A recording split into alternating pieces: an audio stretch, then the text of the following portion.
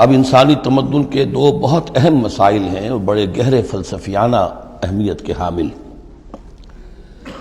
پہلا مسئلہ ہے گناہوں کے بارے میں کہ ان میں تقسیم ہے کبائر اور صغائر کی۔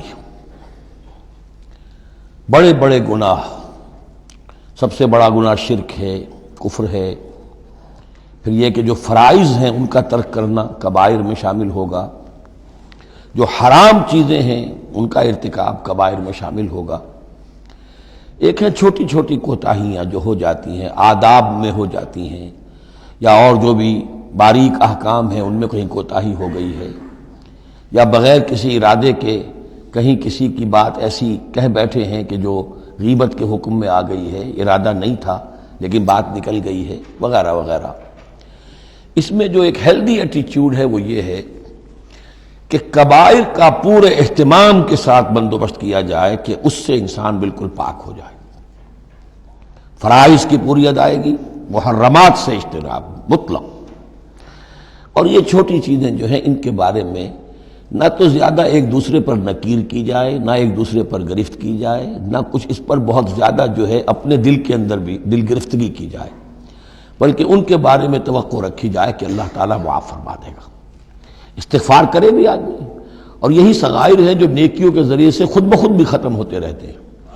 یہ جو آتا ہے کہ جو شخص وضو کرتا ہے صحیح طریقے پر بیٹھ کر اطمینان سے، تو جب وہ ہاتھ دھوتا ہے تو ہاتھوں کے گناہ جھڑ جاتے ہیں، آنکھوں میں پانی ڈالتا ہے آنکھوں کا گناہ جھڑ جاتا ہے، وغیرہ وغیرہ۔ تو یہ وہ صغائر ہیں۔ ان الحسنات یذہبن السیئات، یہ نیکیاں جو ہیں ان بدیوں کو دور کر دیتی ہیں۔ کبائر معاف نہیں ہوتے اس سے۔ نیکیوں سے جن گناہوں کی معافی کا از خود اعلان ہے قرآن میں، وہ کبائر نہیں صغائر ہیں۔ کبائر توبہ کے بغیر وہ نہیں بخشے جا سکتے، توبہ کرنی ہوگی۔ اور جو اکبر الکبائر ہے شرک، اس کے بارے میں تو 2 مرتبہ اس صورت میں آئے گا، ان اللہ لا یغفر ان یشرک بہ ویغفر ما دون ذلک لمن یشاء، وہ ہم پڑھیں گے بعد میں۔ لیکن ایک پرورٹڈ قسم کی مذہبی شخصیت ہوتی ہے، مذہبی مزاج، پرورٹڈ، مست شدہ۔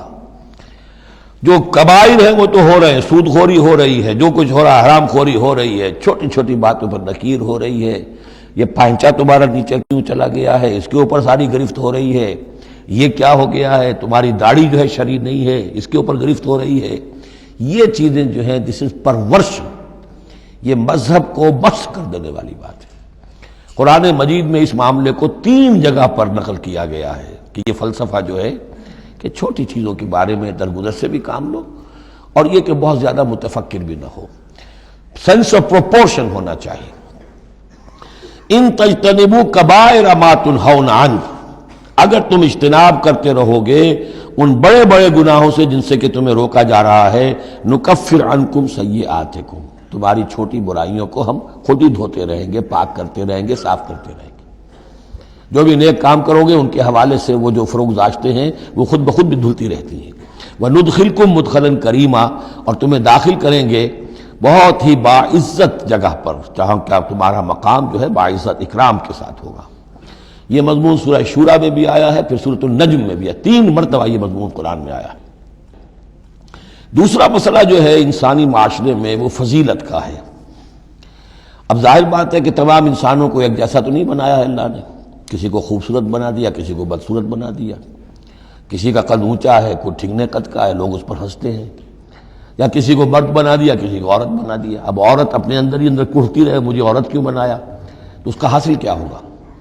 یا کوئی بدصورت انسان ہے، ٹھگنا ہے کسی اور اعتبار سے، دوسرا شخص ہے وہ دیکھتا ہے کہ وہ تو بڑا اچھا ہے، تو اب اس کے اوپر کڑھنے کی بجائے کیا ہونا چاہیے کہ اللہ تعالیٰ نے مجھے جو کچھ دیا ہے مجھے اس کے اوپر صبر اور شکر کرنا چاہیے، اور جو فضل ہے کسی اور چیز میں بھی ہو سکتا ہے، میں نیکی میں آگے بڑھ جاؤں، میں خیر کے کاموں میں آگے بڑھ جاؤں، میں علم میں آگے بڑھ جاؤں، تو یہ چیزیں جو ہیں انسان دوسری چیزوں سے اپنی ان کی تلافی کر لے، بجائے اس کے کہ ایک نیگیٹو اس کی سائیکالوجی ڈیولپ ہوتی چلی جائے، کڑنا اور اندر ہی اندر جھڑتے رہنا، جس سے کہ پھر طرح طرح کی جو ذہنی بیماریاں پیدا ہوتی ہیں، انہی کانفلکٹس کی وجہ سے، انہی فرسٹریشنز کی وجہ سے مینٹل بیلنس آدمی لوز کر بیٹھتا ہے۔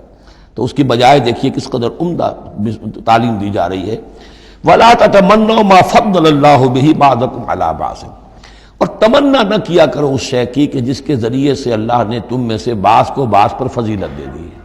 اب اللہ کی دی ہوئی فضیلت ہے، اس میں آپ تمنا کریں، اور دوسری طرف یہ کہ اس میں حسرت ہو جائے۔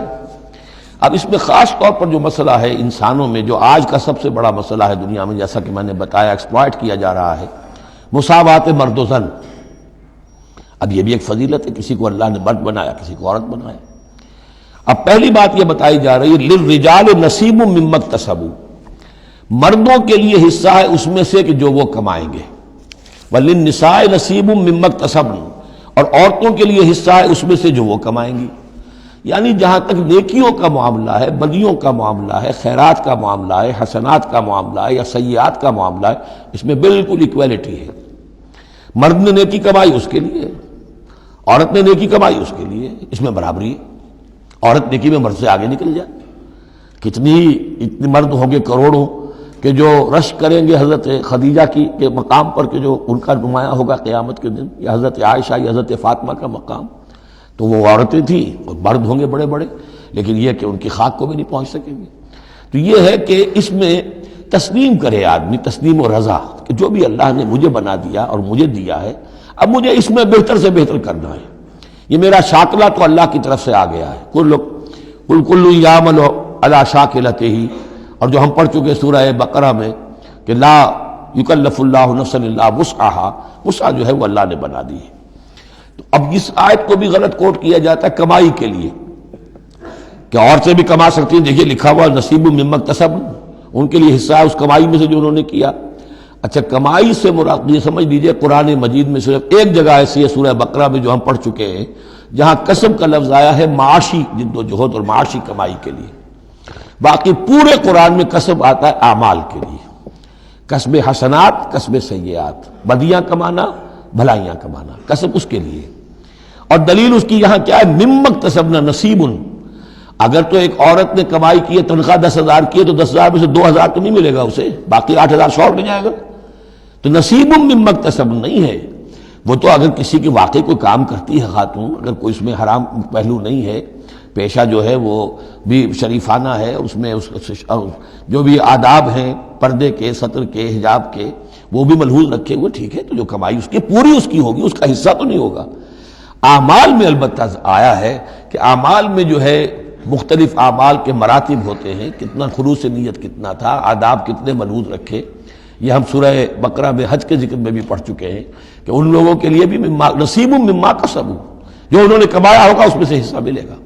تو یہاں پر یہ نیکی اور بدیوں کا تذکرہ ہے، یعنی جہاں تک مورل لیول ہے اس میں عورت اور مرد برابر ہیں، ہیومن ڈگنیٹی، ہیومن آنر اس میں برابر ہے، مورل لا برابر ہے۔ لیکن یہ ہے کہ باقی جو معاشرتی ذمہ داریاں ہیں اور ان کے حوالے سے جو تقسیم کار اللہ نے رکھی ہے، اس کے اعتبار سے فرق ہے۔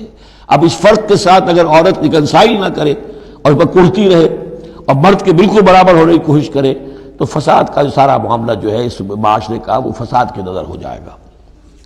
وَاسْأَلُوا اللَّهَ مِنْ فَضْلِهِ، اور اللہ سے اس کا فضل تلاش کرو۔ اے اللہ تو نے مجھے اس معاملے میں کم رکھ دیا ہے، اے اللہ مجھے اس معاملے کے اندر تو مجھے ہمت دے، میں ترقی کروں۔ تو اللہ تعالیٰ بہت سے لوگوں کو کسی اور پہلو سے نمایاں کر دیتا ہے۔